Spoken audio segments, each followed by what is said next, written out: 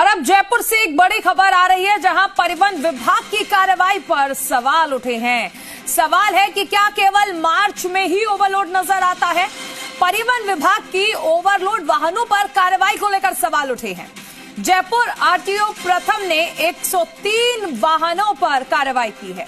240 वाहनों के चालान काटते हुए 35 लाख रुपए राजस्व प्राप्ति का दावा किया गया है, लेकिन एक भी ओवरलोडेड वाहन को नहीं किया गया ऑफलोड। जबकि ओवरलोड को लेकर सुप्रीम कोर्ट की स्पष्ट गाइडलाइंस हैं। ओवरलोडेड वाहनों पर कार्रवाई करते हुए उन्हें तुरंत ऑफलोड करवाया जाए। अतिरिक्त वजन उतारने के बाद ही वाहन को आगे बढ़ाने दिया जाए।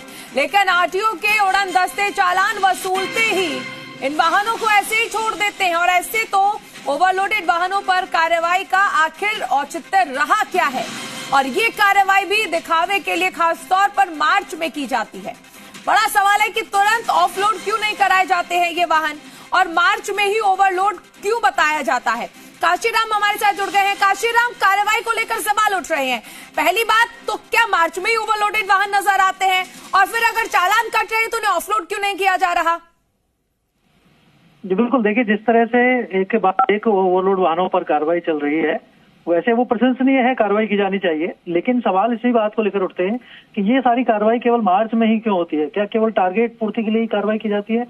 और दूसरी बड़ी बात जो है, ओवरलोड वाहनों के मामले में जो कार्रवाई हो रही है परिवहन विभाग द्वारा, वो सुप्रीम कोर्ट की गाइडलाइन का स्पष्ट उल्लंघन है। सुप्रीम कोर्ट ने कई साल पूर्व ही इस बारे में स्पष्ट गाइडलाइन जारी की थी और कहा था कि ओवरलोड वाहनों पर कार्रवाई की जाए और तुरंत ही ओवरलोड जो अतिरिक्त जो माल भरा हुआ है उसको पहले खाली कराया जाए और उसके बाद ही उस वाहन को छोड़ा जाए।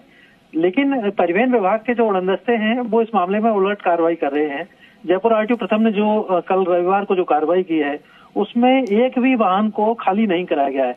यानी कि जितना माल उनमें ओवरलोड भरा हुआ है वो उनको चालान वसूली करते ही छोड़ दिया गया है उन वाहनों को, और उनसे उनका जो ओवरलोड माल भरा हुआ है उसको खाली नहीं कराया गया है।